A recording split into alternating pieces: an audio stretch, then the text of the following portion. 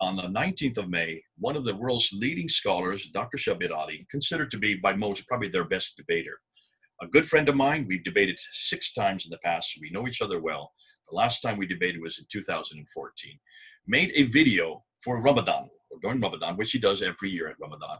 And on that video, it's just not a very long video, he made this statement. In North Africa, there is a slightly different text that is based on a slightly different reading, mostly corresponding to what we read in the rest of the world, but with some slight variations that do not affect anything that Muslims believe and do not have any major impact on any Muslim practices. He had to admit it because this has now been discovered. This has been known for 1,000 years. This is nothing new. The scholars of Islam have always known this. They've known this since the 10th century. We're in the 21st century now. But what he did, and this is what he was very careful of, he said, when you look at all these, now he only said a few. But with some slight variations that do not affect anything that Muslims believe. Well, there's not just a few. 93,000 is not a few.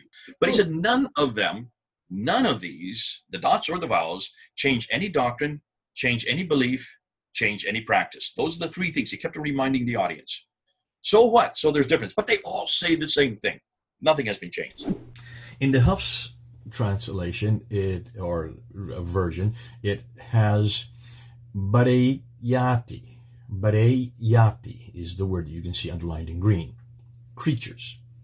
In the Warsh, which is the one that's used in North Africa, it's the Al-Asbahani version of the Warsh because there's more than one. The word is al-bare'ati, with the glottal stop there, underlined in yellow. You can see there that's completely, it is a different word, especially at the end.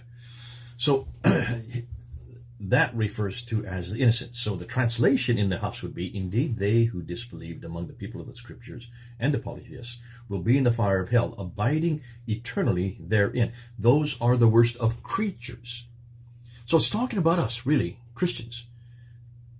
In the Warsh, which is popular in North Africa, the translation would say, indeed, they who disbelieved among the people of the scriptures, that's us, and the polytheists, those are the heathens, will be in the fire of hell, abiding eternally therein. Those are the worst of the innocent.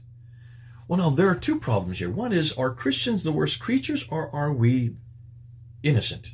And if we are innocent, what are we, along with the Jews and the polytheists, doing in hell? So that has a theological problem. You could do a doctoral thesis just on that. Give credit to Hatu. She is the one that saw the problems. She was the one that had the tenacity. She was the one that went and collected all these Qurans. She was the one that went public with them. She was the one that would go from mosque to mosque to mosque. She's been in 400 mosques now, taking these Qurans with her and just showing them to the Imams, some of whom have now left Islam and come to Christ because of this material. Oh, This is called polemics. I can't say any more than that. I'm not permitted to say any more than that because I can't tell you who they are, because they will be harassed and killed by Muslims if they find out. While we were online yesterday, we were only off for 1 hour unpacking this, the 3 of us. While that was happening, we were told that Muhammad Hijab had now censored that 25 minutes out of his I couldn't believe it. I'm sure it's a coincidence. Yeah. Go up to Muhammad Hijab's site, just write in YouTube Muhammad Hijab, look and see what he's done. He has censored it. Yes. He has taken out the last 29 minutes. Just stopped it there before this question was asked. Yeah. You can't do that today in the 21st century. Don't people realize that that's admitting fault? Perfect. The populace, how do they deal with this kind of criticism? Well, they either kill you, or they harass you, or they burn the material, or, as you saw in Cairo in 1924, they sink it into the Nile. Now, in the 21st century, they just censor it. Can you see? Whenever Muslims on this side, this is the populist side, this is the majority of Muslims, whenever they come up against something against their Quran, they try to shut you down. This is the book we introduced last year. A new book is coming out just this month from Daniel Brubaker. Yes. We're going to introduce a whole new set of variants.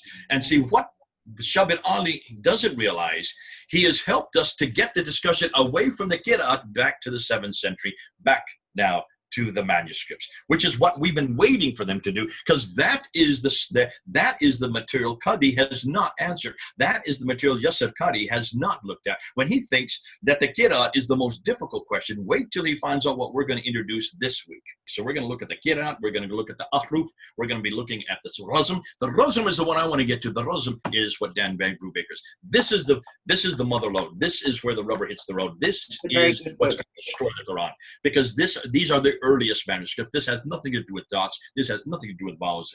This has to do with the skeletal text. And the skeletal text does not at all jive with the Quran. And that's why we need to thank God for Adnan Qureshi, thank God for Yasser Qadi, thank God for Muhammad Hijab, thank God for Shabir Adi. All these guys have done us a favor. They have basically opened up a huge crack in Islam.